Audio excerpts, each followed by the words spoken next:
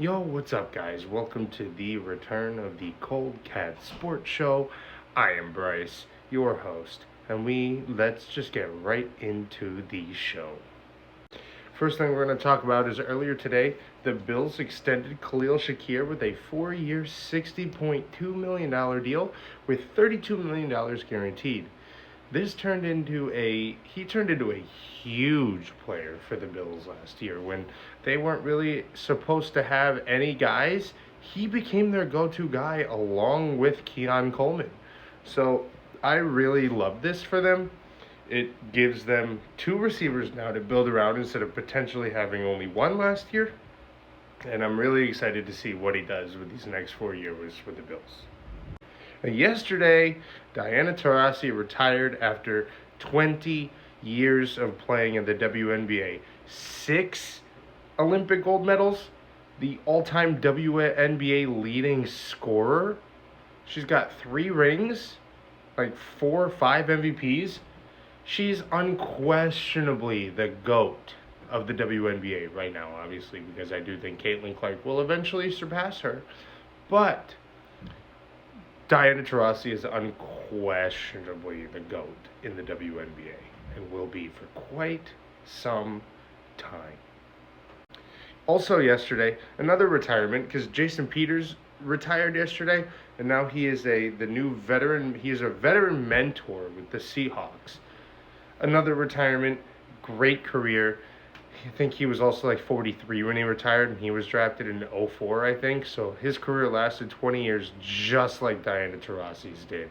So happy retirement and do well in your new role. Okay, so Greg Popovich is not coaching for the rest of the year, and his coaching career may actually be done after he had a stroke this year.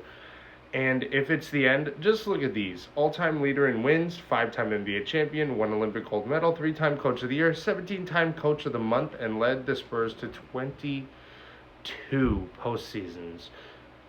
Pretty much all of it was in the Tim Duncan era. And Kawhi Leonard. All of it was the Duncan and Kawhi Leonard era. So this is the end of an era, if it truly is. He's the second greatest NBA coach of all time, because the number one greatest coach of all time is, where is it? Oh yeah, that's right. Phil Jackson. Yeah, Phil Jackson. But still, greatest coach of all time. Second greatest coach of all time behind Phil Jackson.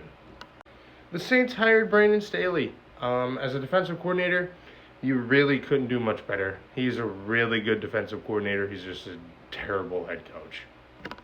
This is huge for the Yankees because now players are allowed to have beards. The Yankees revoked their, I think it was 100+ year rule, stating that players couldn't have beards. Now they're allowing beards as long as they are well groomed. So this is a step in the right direction. It may be silly, but it's a step in the right direction for the Yankees, as weird as it may be. And then we had another retirement in Travis Frederick, arguably the greatest guard in NFL history, retired. 7 career holding penalties, 9 career Pro Bowls. This is probably going to be it's going to be more impossible to fill the shoes of Zach Martin than the Rams had with Aaron Donald. And that's no knock on Aaron Donald, but that just goes to show you how good Zach Martin actually was. So 2 more big things in the NBA happened on the same day. Victor Wembanyama last year was diagnosed to be out for the season with a blood clot in his right shoulder. Get well soon, Victor Wembanyama. I hope this becomes one of the injuries, one of the blood clot instances like Brandon Ingram, where it doesn't affect you. And then the other one that happened on the same day as Wemby is Bobby Portis getting suspended for 25 games. This is obviously huge to the Bucks right now. They can't afford really any injuries or losses because they're fighting to stay a title contender. And Bobby Portis is a really huge part of this team. So him just missing any time in general is going to hurt them big time. And I think they've won 2 games since then. But still, it's going to be a huge loss for them. Yes, Aaron Rodgers and the Jets are moving on from each other. Aaron Rodgers wanted to stay in New York, but the Jets didn't.